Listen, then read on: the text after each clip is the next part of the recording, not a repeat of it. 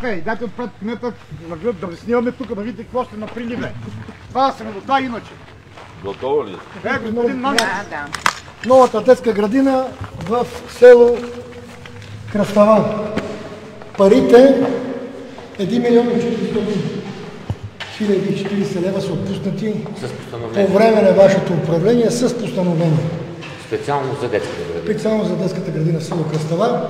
След това има през Министерството на образованието и науката още дофинансиране. Милион 167.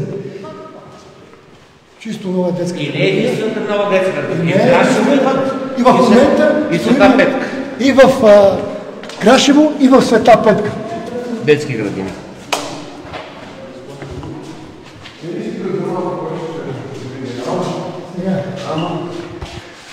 Канализация, водопровод. За колко деца? 3 групи. 3 групи, по 25 деца. 3 групи по 25 деца. 3 групички по 20 деца. Само за Кръстава или за 7? Кръстава, Асанова, Карантиите и Биркова. Добре. И какво не достига? Малко парички трябва да бъдат. Трябва да се изгражда канализация, трябва да се изгражда водопровод и довеждаш инфраструктура до детската градина. Преведирайте пътче. Пътче. И от улица Гранчарска до тук. Елата горе на втория етаж да погледнем.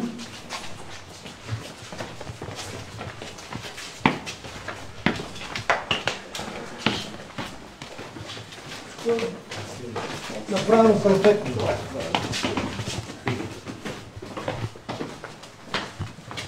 Както се казва, всеки лес е в плочката, всеки лес е в парапета, в строителството. Ето тук, погледнете. Това помещение. Тук има различни инфраструктура. Тук горе ще спът. Да. Трябва сега да се обзаведа, като гледам какво е направено. В момента има обявена процедура за оборудване и обзавеждане. Процедурата тече, чакаме да се избере изпълнител. Средства имаме за тази работа. Това са всекидневните помещения. Тук ще играят. Тук ще се играят, ще се забавляват дечицата, песен, танци, музика. И най-вече че спокойствие. Няма шум, няма камиони, няма... Естествено има още много работа по вертикалната планировка. Ела... Искам насреща да снимаш. Насреща да снимаш за моите опоненти, докато се строеха само джамии, което няма лошо. Няма лошо, да. Ние подкрепяме нашите мюсюлмани, мухамедани. Така трябва да бъде. Но виждате, ние строиме детските градини, училищата, Спортни салони.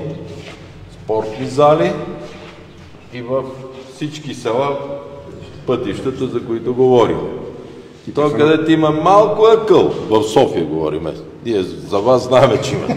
Но те е в София. Да погледнат и да знаят, че у всеко село имаше преди изградена джамия, сега ние ще направим, обещах, там за една където, да?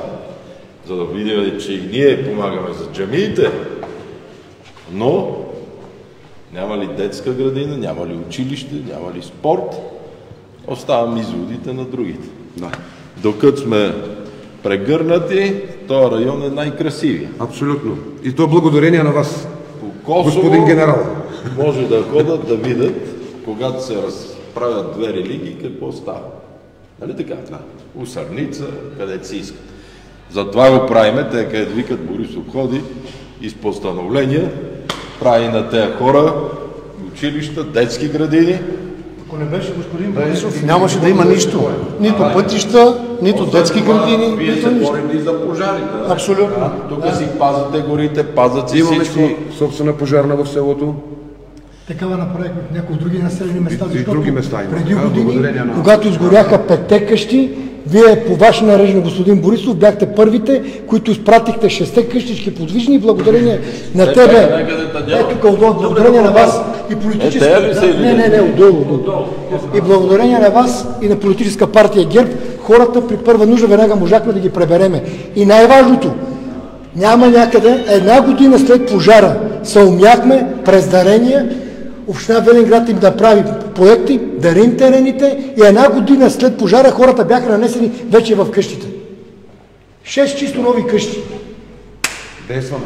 Ще говоря с който зависи, да заведеме и той пътя трябва да стане. Да. Обаче вие сте страшни тарикати. Значи, караме и там, къде трябва път, ме прекарате да се изровим хубаво. Сега децата могат ли да идват и родителите? Не могат. Разбрах до тук разбрах тънкият и навик. От пътя, по който дойдех, разбрах тънкият и навик. Как сте, юнаци? Елате тук, да се снимате случай. Елате тук. Айде по-срамота, бе. Идвайте веднага, бе. Айде. Веднага. Вие не сте за детска градина. Други способи.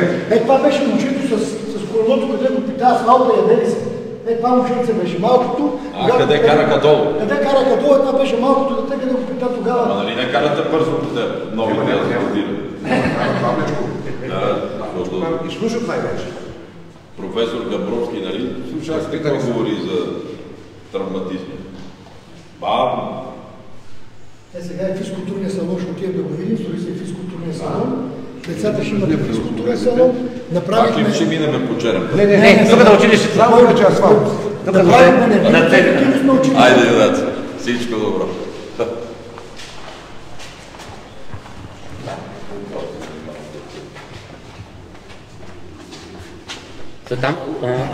Там 5 агента. Добре.